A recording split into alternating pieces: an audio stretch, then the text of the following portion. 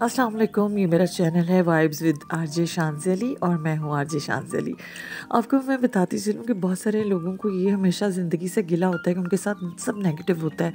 जो सोचते हैं, जो होता है उनके साथ, जो लोग मिलते हैं, जो चीज़ें उन्हें मिलती हैं या छीन ली जाती हैं, मतलब हर चीज़ वो यही सोचते रहते हैं और मायूस होते रहते हैं। तो आपको मैं ये बताऊँगी कि जनाब जो ज़िंदगी है ना, वो बहुत खूबसूरत है और बहुत पुरुम्मीद तरीके से गुजारी जा सकती है।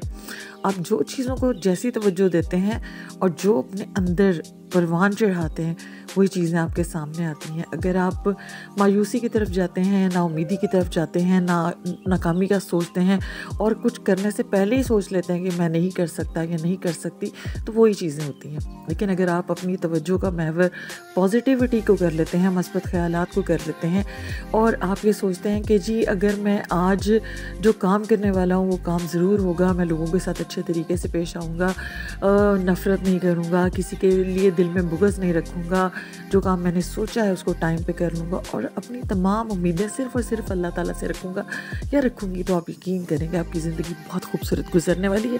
खूबसूरत ज़िंदगी गुजारिए और साथ साथ दूसरों को खूबसूरत ज़िंदगी गुजारने दीजिए। टेक केयर, अल्लाह हाफ़िज़।